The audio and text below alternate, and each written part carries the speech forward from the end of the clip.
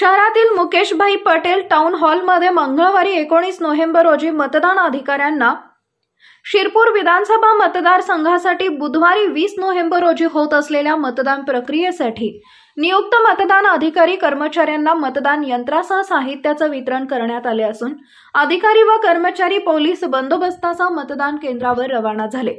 शिरपूर विधानसभा मतदारसंघात 3,50,996 मतदार 336 मतदान केंद्रावर मतदान करणार असून त्यात शहरी भागात 54 तर ग्रामीण भागात 282 मतदान केंद्राचा समावेश आहे। मतदान प्रक्रिया पार पाडण्यासाठी 336 मतदान केंद्रासाठी 403 मतदान यंत्र, 403 कंट्रोल युनिट व 436 व्हीव्हीपॅट यंत्रे उपलब्ध करून देण्यात आली आहेत।